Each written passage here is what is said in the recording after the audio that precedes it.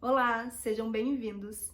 No vídeo de hoje eu vou falar especificamente e com um pouquinho mais de profundidade a respeito do traço de caráter esquizoide. Se você não faz ideia do que eu tô falando, procura aqui no canal o vídeo anterior, onde eu trago um resumo do que é a técnica de análise corporal e falo um pouquinho de cada um dos traços. E já aviso para vocês que hoje o ambiente está um pouquinho barulhento demais, a vizinha está bem agitada, então se você ouvir algumas vozes no fundo, foca aqui no que eu tô te trazendo, que é muito importante e relevante para você, ok? Bom, como eu citei no vídeo anterior, o traço esquizoide é o primeiro que se forma desde a gestação até aproximadamente um mês de idade da criança. Nessa fase, a mielinização da medula espinhal está acontecendo no topo da cabeça, e isso vai trazer características físicas e psicológicas para a pessoa que acabar ficando com esse traço mais alto. E aí, eu já quero pontuar algumas questões importantes para vocês entenderem todos os conceitos que eu for trazendo. Como eu falei no vídeo anterior, todos nós temos os 5 traços de caráter, porque esse processo de formação dos traços ocorre até aproximadamente os 5 anos da criança. O que vai diferenciar cada um de nós é o percentual que temos de cada traço. Porém, para fins didáticos, eu vou citar aqui e em todos os próximos vídeos de cada um dos traços também, as características que consolidam o traço como se a pessoa tivesse 100% daquele traço, ok? Ou seja, considerando que todos nós temos os 5 traços, é praticamente impossível uma pessoa ser 100% um traço só.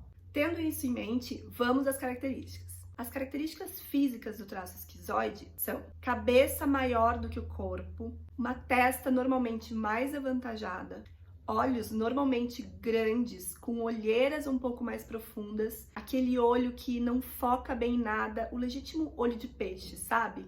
E o corpo dele vai ser normalmente mais esguio, com as articulações muito aparentes, do ombro, do cotovelo, aqueles braços e pernas mais compridos e esguios, e aquele corpo realmente com pouca energia. E é uma pessoa que, se você analisá-la de forma geral, você vai perceber que a energia dela está toda localizada na cabeça. A cabeça dela acaba chamando mais atenção do que o corpo. E as características psicológicas, as características comportamentais, quais são? Bom, considerando que essa energia da mielinização ficou toda lá na cabeça, ela vai ser uma pessoa que vai ser muito racional, muito mais mental do que emocional, vai ter uma tendência a viver no mundo das ideias e vai gostar muito de ficar sozinha, pensando, elaborando suas ideias e seus pensamentos.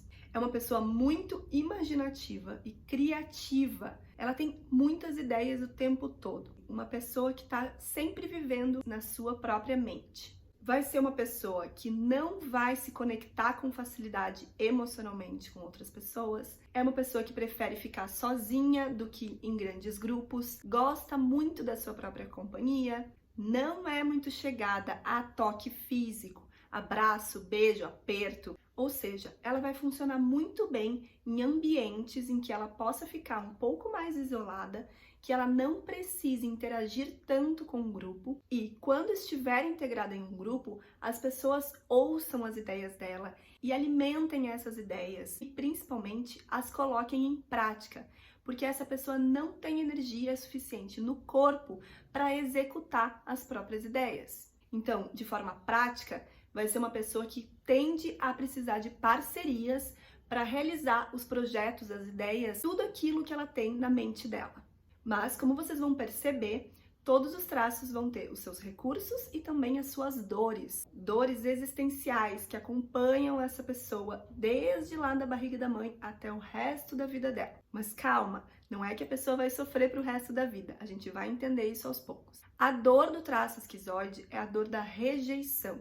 Então, a pessoa com esse traço alto tem muito receio de ser rejeitada. E como que isso se traduz nas dinâmicas práticas da vida dela? Ela vai ter muita dificuldade de falar de suas emoções, de se abrir, vai ser bastante seletiva. Isso vai levá-la àquela característica que eu citei, de ela preferir ficar sozinha do que em grupo. Afinal, quanto menos ela se expõe, menor a chance de ser rejeitada.